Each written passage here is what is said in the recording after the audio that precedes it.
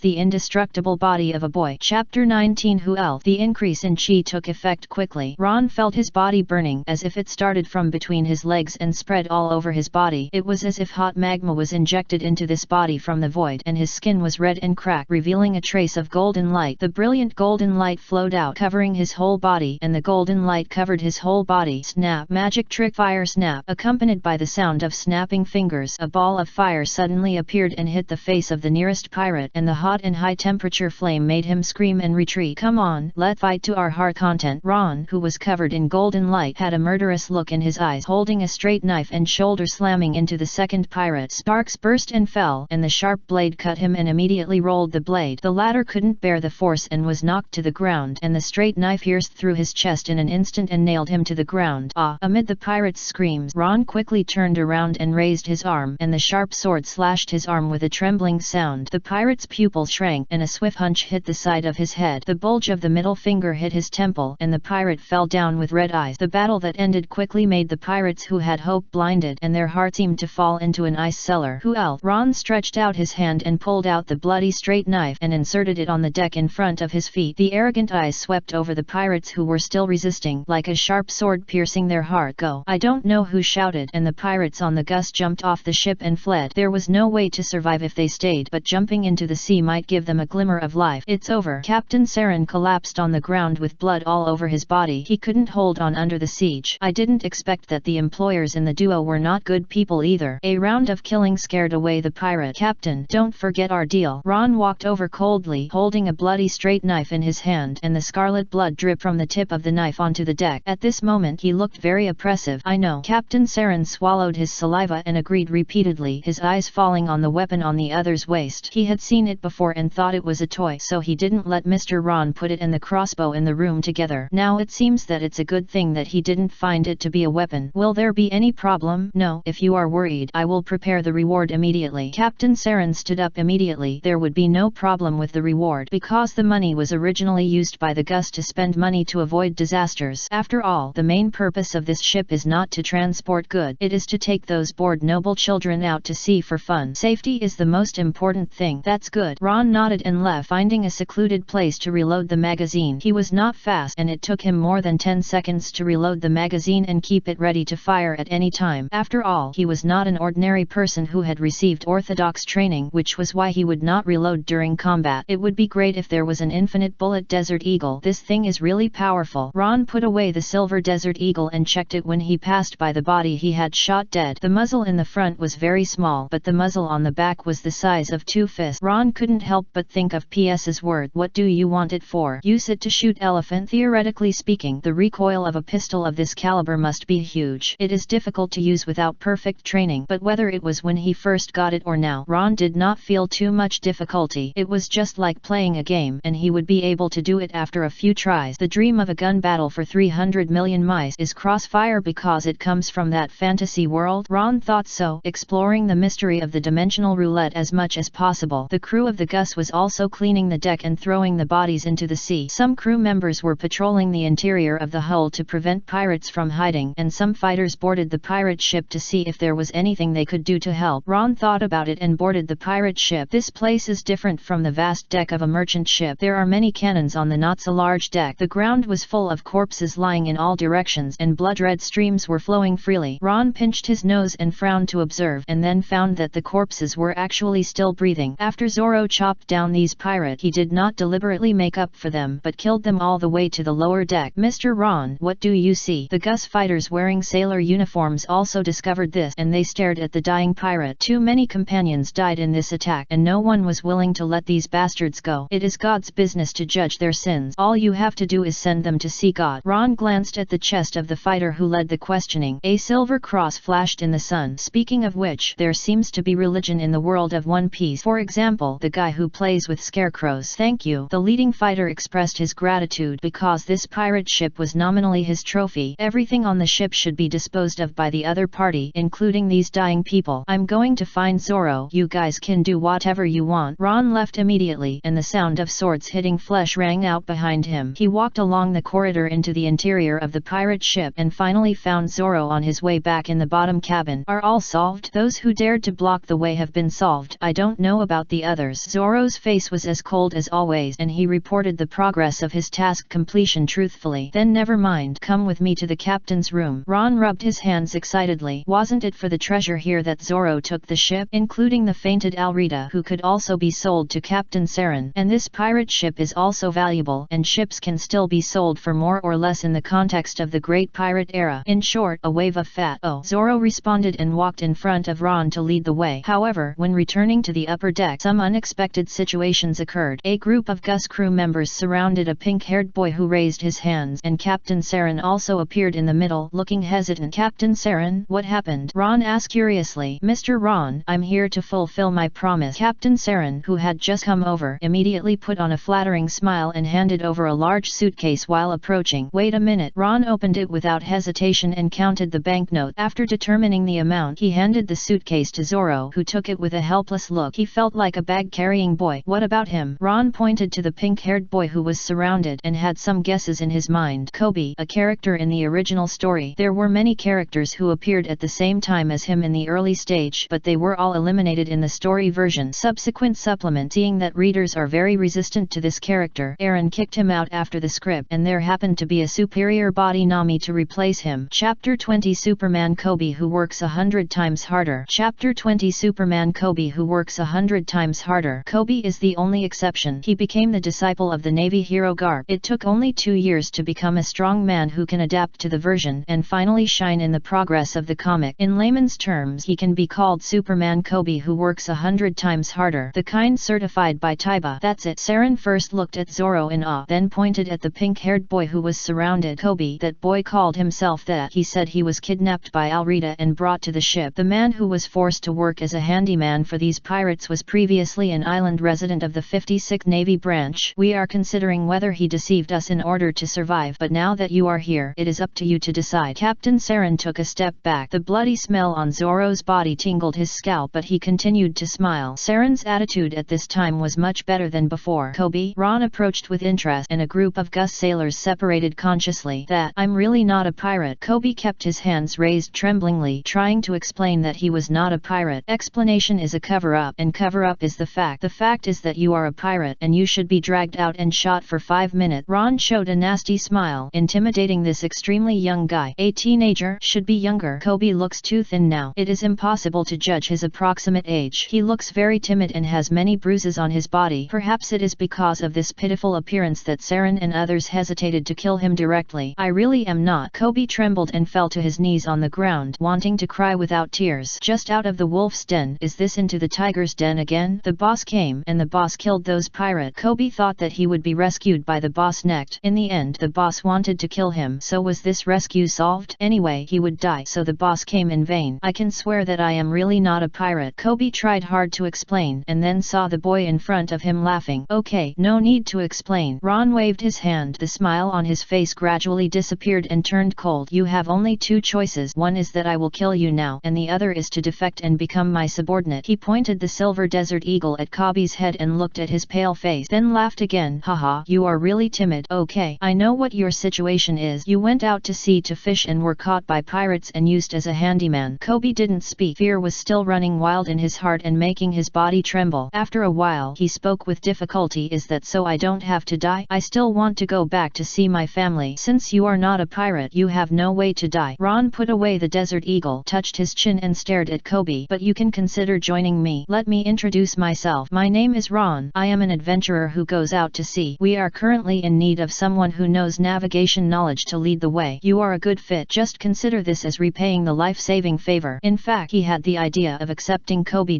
This is also a monster-level talent. To describe it in detail, it is a boy who relies on the 1 to 200 times effort buff, and through 2.5 years of training he grows from an ordinary navy to an ordinary mediocre person who may become a navy admiral. Well, at least that's what Garp said in the plot, but if Ron puts himself in his shoes, he will definitely not believe a word of it. According to the information extracted from the animation, the daily training volume of the Navy headquarters soldiers is 2,000 push-ups, 100 times of climbing ropes, 200 laps of long-distance running on the training ground, as well as physical training, gun training, and anti-strike training. All the training volume multiplied by 200. Ron's brain is overloaded, but there is no way to explain the time required for training because a normal person's day is 24 hours, not 2,400 hours. Either there is a hidden reason in these 2.5 years, or Kobe has opened an unknown plugin. 2.5 years. From an ordinary navy to a rear admiral of the Navy headquarters who may become a Navy admiral. The main character Luffy is not so scary. The most a person can do is sit-ups endlessly and awaken from the para-human rubber fruit to the sun god Nika form of the animal mythical beast. After the war on the top, he studied for 2 years and had to fight to the death when he met Doflamingo, one of the 7 warlords of the sea. As a result, Kobe turned around and worked 100 to 200 times harder in 2 years, so he skipped a grade directly. Who would believe this? Anyway, Ron, who is already in the real world of One Piece, doesn't believe it. He would rather believe that Kobe is talented than believe in any bullshit effort. In other words, no matter what the facts are, Kobe has extremely high potential to be realized, and he is in a weak and helpless state at this time, and knowing some navigation skills is necessary for Ron and Zoro. After all, the Gus only takes them for a while, and Ron needs to go out to sea to find opportunities later.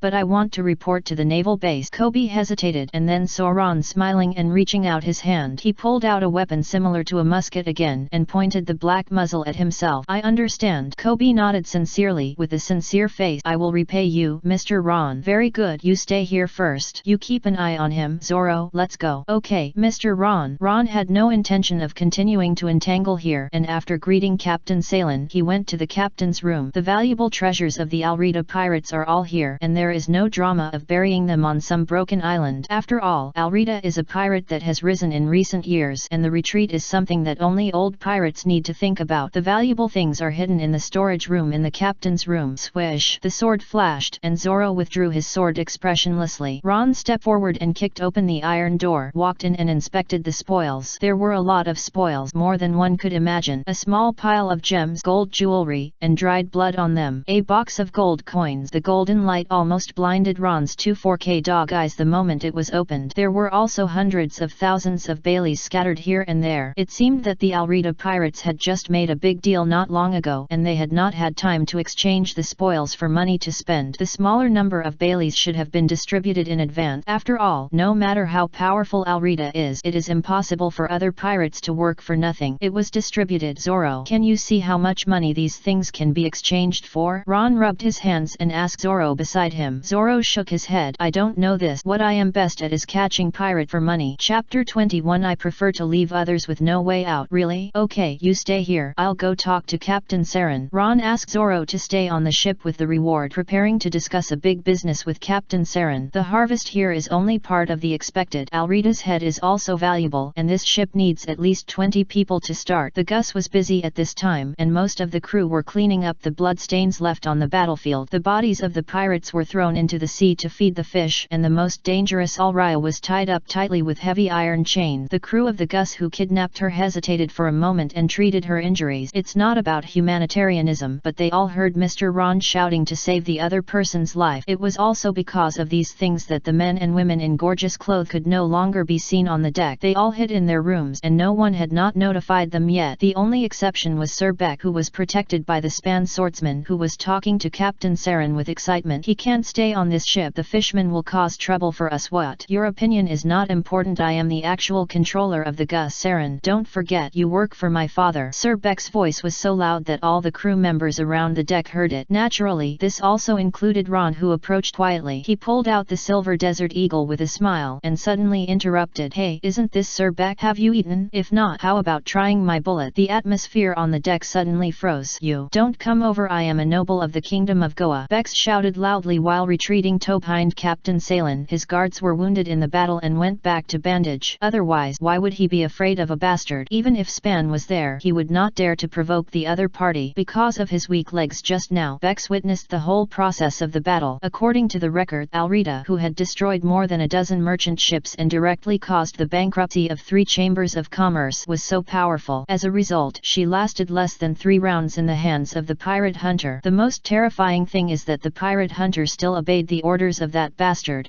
Ron, and his own combat ability was also very strong. It seems that he is also a legendary demon ability user. This made Bex unable to continue to despise the other party, although he was a noble kingdom noble. But on the sea, strength is more important. Yes, Mr. Noble. Ron stared coldly at Captain Salen, who was hesitant to speak, and lowered the muzzle of his gun slightly. I am curious about where your hostility comes from. Why do you say I can't stay on this ship? I don't need to explain to you. Seemingly realizing that Ron was making sense, Bex immediately became a little tougher. Why is it unnecessary? Ron showed a harmless smile. You should know that not letting us stay on the Gus is to expel us, and this is the sea with an isolated island next to it. Since you are going to do something so decisive, why don't you consider a fact in reverse? Since Zoro can kill Alrita and destroy the entire pirate group, why can't he kill all of you and take away this Gus? Compared to the 2 of us surviving in the sea, I prefer to leave others with no way out, so why don't you jump into the sea? His words made the 2 people nervous instantly, and the sailors who were eavesdropping on the side shuddered. Being enemies with pirate hunters? Being slaughtered by the duo? What the hell is going on? Some sailors are eager to rush over and strangle the idiot knight. Calm down, Mr. Ron. I swear I will never listen to Beck, and this is just a joke. Captain Saren sweated coldly on his forehead and waved his hands to find lame excuses. If it were someone else, he might have just handed the person over. Bex behind him didn't dare to speak now. The terrorists who opened their mouths to fight and kill were too scary. Really? Then I need an apology, because this joke is not funny. Ron's eyes were like swords stabbing at Beck. The latter shuddered, lowered his head and said loudly, I'm sorry, I shouldn't have made that kind of joke. Compared to his previous arrogance, he was so well behaved at this time, just like a naughty child who was slapped by an adult. Very good, a wise man knows the time. Ron nodded with relief, put on a smile, and pointed the black muzzle of the gun at Sir Beck. So can you tell me why you are targeting us like this? I want to hear the truth. The other party's attitude was also very bad at the beginning, but from what Span said, it seems that he just hates them being active on the deck. The most important thing is that the word fishman was mentioned repeatedly. Sir Beck, you'd better not implicate the invited guest. Captain Saren interrupted at this time with a warning face. If anything happens to the Gus, your father will also be implicated. I just think you are very dangerous and will cause a lot of trouble, especially after you kill Alrita. You will definitely become famous. Sir Beck swallowed his saliva. Once you become famous, those fishmen will notice this. If they find out that we helped you, the business business of the Chamber of Commerce will be very difficult because those fishmen will retaliate against us, sink our ship and blackmail the Chamber of Commerce. Merceman? Ron frowned. This was the third time he heard the word merceman. Yes, fishman. Captain Saren clapped his hands in a sudden realization. Mr. Ron, you may not know that your portrait has been published in the local newspaper. The dragon pirate said that you are a runaway slave and offered a reward of 500,000 baileys for your head. Although these fishmen often break their promises, their rewards are still influential. The dragon pirate. Ron was speechless for a while. The troubles brought to him by his predecessor seemed far from over. Thinking about it carefully, it was probably because his escape made the dragon pirates angry and they wanted to kill the chicken to scare the monkeys, so they offered a reward. Otherwise, it is hard to imagine that the Caucosia village suffered such oppression and so many villagers stayed in the village and did not escape. Even the predecessor was spared from trouble because of his cousin in the navy. After all, Colonel Mouse of the 16th branch of the navy and Arlong of the dragon pirates have been in a cooperative relationship for many years. Okay, I know. Ron thought for a moment but changed his mind. He carefully looked at the fearful Bex and the nervous Captain Salen and then said, Captain Salen, do you want a gas tank? Then he turned to look at the uneasy Sir Bex. Sir Bex, do you want fame? Hey, X2. Both were confused, but soon they understood Ron's proposal. In short, Ron sold Alrita and the pirate ship to them, or the Chamber of Commerce behind the Gus. Chapter 22. Women only affect the speed of my sword. Rich women will give you a better sword. Alrita's bounty is 5 million baileys, but Ron, it is impossible to take the other party to the naval base in exchange for the bounty. On the one hand, there is a discount in exchange for the bounty, which seems to be introduced in the plot. On the other hand, the things committed in the base town of the 16th branch have not yet come to an end. Ron felt that it was impossible to pass by silently, and he would not be surprised to see his wanted order one day. If the pirate ship is sold, it can probably get 3 million baileys. After all, it is the background of the era of great navigation, and the demand for sea ships is incredibly large. Of course, this is also the reason there are also incredible suppliers, and shipyards are everywhere. The same huge supply chain has stabilized the price at a level that is neither high nor low, so Ron does not expect to sell it at a high price. The most important thing is, Ron does not have enough manpower to take the sea ship away, and it is impossible for him to spend several months slowly looking for a suitable buyer. So he plans to sell Alrita and the pirate ship to Salen at a price of 8 million baileys. Strictly speaking, it is the Chamber of Commerce behind Sir Beck. Alrita is very strong, and her reputation has spread very widely. If such a powerful pirate is defeated by the merchant ship escort of Gus, it will be an opportunity for the Chamber of Commerce behind it to enhance its reputation. At the same time, it is also an opportunity for Bex to show his ability. He can completely put the credit for defeating Alrita on his swordsman Gartspan. Yes, what Ron sold is not only material but also intangible things such as fame. He longs for more money to open the next stage of the grand prize. The first grand prize is 10,000 baileys, the second is 100,000, the third is 1 million, and the fourth is 10 million baileys. If you rely on yourself to accumulate slowly, God knows when it will take. Compared to the increase in fame, Ron, who is still in a weak period, hopes for new grand prizes and new roulette. Ron's proposal was quickly agreed. Although Bex is a product of close relatives, he is not an idiot after all. He is keenly aware of what this deal can bring to him, and he gritted his teeth and agreed. However, there was not so much cash reserve on the Gus, so Captain Saren chose to change the route to Cuckoo Island, where the Chamber of Commerce branch was located. There are many places in the East China Sea that are not mentioned in the original book. After all, there are too few things that can be shown in the animation, and it is impossible to show the whole picture of the East China Sea. This deal also greatly improved the treatment of Ron and Zoro, and the various facilities in the VIP room and entertainment room were unimpeded. It was a good relaxation on the way to Cuckoo Island. The only trouble is that there are more noble ladies interested in Zoro, and Ron usually serves as the important task of message transfer here. Well, he shouldn't be in the ship, he should be in the sea. This world is so beautiful, it has nothing to do with him. Are cool men so popular? It seems that this world is not very friendly to chaotic and funny people. Ron stood in front of the mirror and looked at his appearance. His facial features are delicate and regular, and he belongs to the kind of handsome boy, but he looks more childish. There is a scar from the center of the eyebrows to the upper nose, which destroys this handsomeness and adds a few points of sharpness. There are still many small scars on his skin caused by bullying and injuries, and you can see that his muscular body is now full of sweat because he just finished the sword training guided by Zoro. The Mao Tai and Urquata drawn from the Dimension Roulette are the price he paid. Ron did not rely entirely on the Dimension Roulette, and he also used his spare time to train himself. The ideas of the ancestors are worth learning from, and eggs cannot be put in the same basket. Kendo is obviously a good choice. After all, there is a green algae head who plays 3 swords next to him. He is like a sponge trying to absorb everything to enrich himself, but unfortunately because of the lack of talent feedback it is not very good. Just like today, Zoro tactfully asked him whether he would consider changing his job to a gunner. Flintlock musketeers are not uncommon on the sea, but most pirates draw their swords for melee after one shot. But Ron has a continuous fire weapon like the Silver Desert Eagle, and the problem of difficulty in reloading is not a problem for him. It's just that Zoro doesn't know that the prospects of gunners are not very good, and the bullets of the Silver Desert Eagle are even more rare. Ron used the lucky lighter these days and paid 200,000 chips, but only changed the spare magazines to 4. Unlucky. Including the one on the gun, there are only 5 magazines and 35 bullets in total. Fortunately, Ron's harvest will soon become a resource for becoming stronger. He took a shower and did not return to the room. Instead, he asked Zoro to go out with him to find Captain Saren and ask for more than a dozen barrels of different but expensive fish. This was to fulfill his promise and avoid any mistakes made by Seal 007 when encountering a crisis. You know, he can meet Zoro, but it was because 007 tried to strike and bit Zoro's boat. In a corner of the Gus, Ron opened the scroll Schrodinger's poster/seal and summoned Seal 007. Then he poured bucket after bucket into Seal 007's excitedly opened mouth until it could no longer eat. Is this how you were able to move around on the sea? Zoro looked at the huge seal eating happily in surprise. It was hard to imagine that it came out of a scroll. Is this magic? Can you summon a knife that can emit fire? Yan, in a sense, he is my partner in sailing the sea. Ron smiled and patted 007's bulging belly. 007, answer me a question. Will I be lucky next time? Oh. 007 made a satisfied cry, and then Ron took it back with a scroll. Very good, I'm lucky. After getting the affirmation of metaphysics, Ron put away the scroll and took Zoro back to the room. After receiving the order to rest, Zoro leaned against the wall and closed his eyes to rest. Even on this ship, he had to be responsible for the task of keeping watch, because his employer never trusts outsiders. And under his butt there was a big box full of gold coins and gold jewelry, one of the treasures from Alrida's collection room. The gems were put in a small bag and taken away by Ron. Today, another lady asked me about your preferences. Ron put the gem bag into the secret pocket of his clothes and said, should I tell her? She seems to admire you and wants to have something happen with you. Zoro opened his eyes slightly and shook his head indifferently. Women will only affect the speed of my sword. Well, this answer is very Zoro. Ron shrugged and sat on the bed. But the rich woman will change you a better sword. Then I don't need it. Zoro closed his eyes and ignored Ron. The relationship between the two did not seem to be much closer, and the situation similar to the original book never happened. Chapter 23. Draw again. Skill arrow avoidance protection crosshairs. Ron stopped talking but was a little disappointed with the current situation. No surprise, Zoro will leave when the time comes. He is not Luffy, and he does not have the kind of affinity that infects everything, nor the ability to be familiar with people like social phobia. Zoro is not in the state of having no way out as in the original plot, so he cannot become Ron's partner. But I have the dimension roulette and the future is still promising. Ron quickly comforted himself and checked the dimension roulette. Nothing changed in other panels, only the chip balance changed. Chip balance 2.3 million. Among them, 700,000 are the chips that were lost before. The remaining 1 million is the reward promised by Captain Saren. 600,000 is the spoils looted from the pirate, and there are Baileys from selling miscellaneous items. The short-term situation is still good. The 16th branch of the Navy does not seem to have offered a reward for me, but in the long run there will be trouble. The fishmen have already set their sights on me. The reward for the dragon pirates is a problem. I have to find a way to get rid of Arlong and his gang. On the one hand, it is revenge for the original body, and on the other hand, I am not happy with them. Ron thought about the current situation and took out a silver lighter and Zonghua cigarette. If nothing goes wrong, they will arrive at Cuckoo Island this afternoon, because Captain Saren and his men will help Ron sell the spoils. But after the transaction, they are obviously, of course, he and Ron will go their separate ways. When Captain Saren mentioned this morning, his eyes were shining, probably because he wanted to send them away quickly. Considering the chaotic environment of the One Piece world, even with Zoro's protection, he might still encounter danger. In addition, the threat of fishmen and the bounty on the fishermen's side, the possible threat of hunters is also real. So, Ron decided to draw again. Let's start. I hope the goddess of luck will be a little flat today. Ron lit a cigarette, and the lucky lighter and the favor of the goddess of luck were triggered at the same time. He drew the VIP roulette 10 times without hesitation. 1 million chips disappeared in an instant, and the flashing light ball came from throw-out from the colored wheel.